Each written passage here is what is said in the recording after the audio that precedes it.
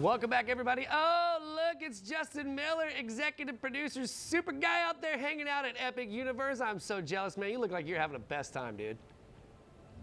Oh man, we're having so much fun. I mean, it's hot, but who cares when you're having this much fun? Exactly. And I was having so much fun in the first segment, I never got to introduce the people that I was talking to. So we've got Patrick here. Tell us your title. I'm a senior show writer for Universal Creative. So he's a very creative person and he creates all this? Yeah, I help with the storytelling. He helps, okay. Yeah. What about you, Gabby? I'm the Director of Architecture and Engineering Design. That's why I'm not saying these titles, by the way. And Steve? Steve Tatum, I'm the Executive Creative Director of Epic Universe. All right, y'all's titles are amazing. So we entered the Kronos. Yes. We are now inside Celestial Park. Yes.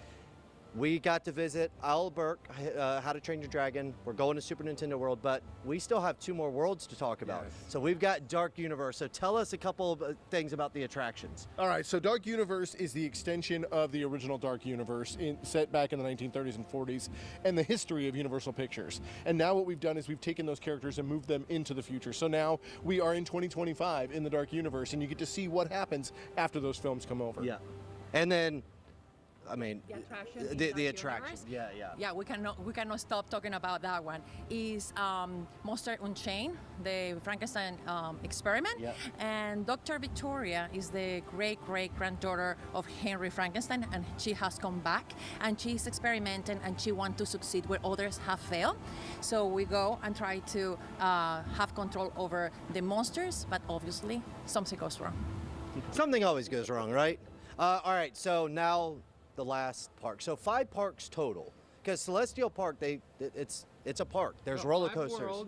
5 worlds. I'm sorry, not parks. 5 worlds, yes. So the next one is Ministry of Magic. So tell me a little bit about that. I know, Justin, you're a Harry Potter fan. I've got saw that. got a Harry Potter So tattoo. you, I bet, are so excited because you're going to visit 2 worlds. You're going to visit 1920s Paris from the Fantastic Beasts films, and that land is alive with creatures and beasts that you can activate with your wand.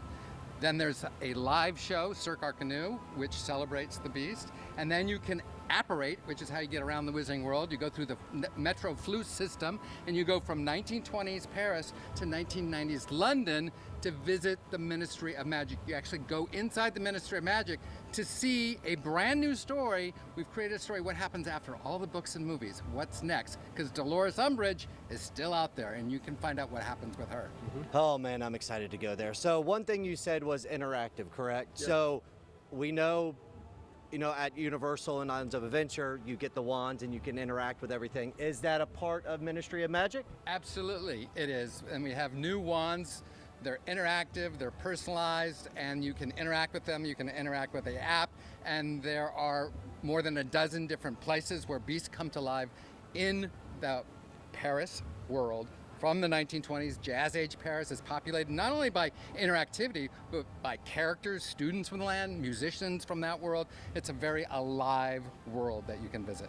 Well, I appreciate it. So I'm gonna go explore because I think Super Nintendo World is about to open up. So it was great meeting y'all. See y'all. I'm out. Peace. Bye, David. Bye. See you, Justin. All right. Make sure that you guys tune in tomorrow because we are live again from another park. So make sure that you tune in for that so you can get your more info so you guys can go down there and hang out at Epic Universe.